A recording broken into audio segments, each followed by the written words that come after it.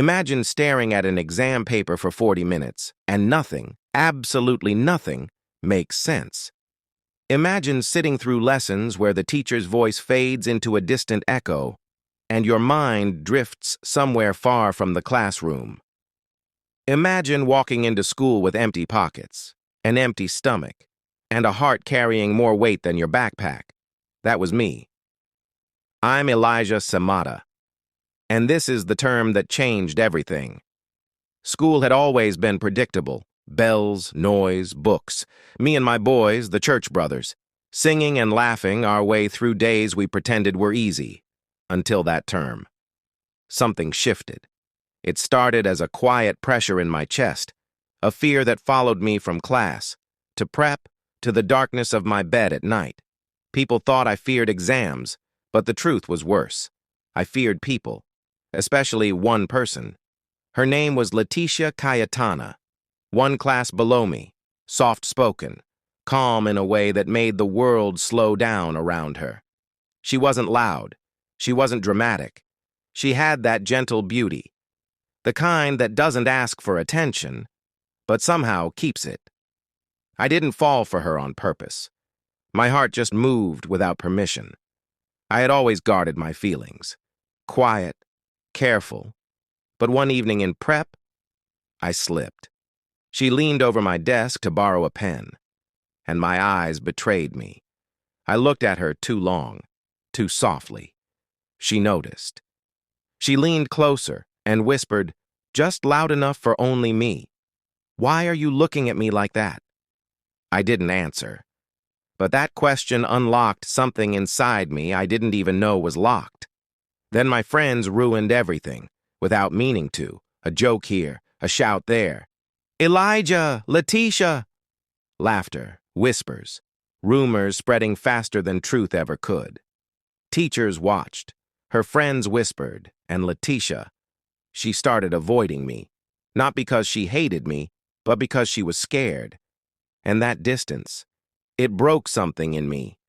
I felt myself shrinking, confidence draining, my chest tightening every time she walked the other way. Then came the exam. The hall was cold, silent, unforgiving. I stared at the physics paper for 40 long minutes. The clock ticked louder than my thoughts. Instead of formulas, my mind replayed everything I'd lost focus to. Her fading smile, her sudden distance, my friends turning my heart into a joke. My pen shook. Sweat gathered on my palms. My breath staggered. It wasn't the exam breaking me. It was everything I had been pretending not to feel.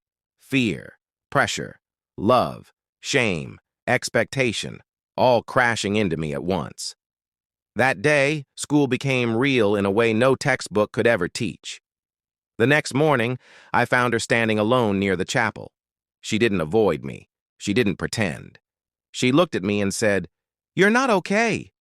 And something inside me cracked open. I told her everything, the stress, the loneliness, the fear of failing, the fear of feeling too much. She didn't interrupt. She didn't laugh. She didn't run. She listened. Then she said something I still carry with me. School isn't just where we pass exams. Sometimes it's where we discover what breaks us and what we can grow from. That sentence healed parts of me I didn't even know were bleeding. I didn't win her. I didn't suddenly become brave. I didn't magically get high marks. But something inside me changed. School stopped being a prison.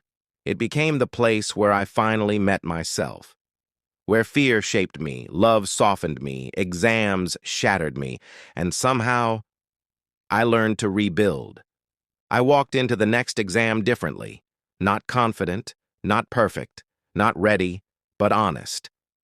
And for the first time, that was enough. If you're still listening, you probably want to know, did she love me back? Did I ever tell her how much she changed me? Did life give us another chapter? Maybe the story isn't finished. Maybe it never was, because some things don't end. They stay with us, quietly, softly, showing up in new fears, new faces, new loves. So if this feels like the beginning of something, That's exactly how it still feels to me. If this story touched you, the journey continues. Subscribe to Byan Mystery and walk the next chapter with me.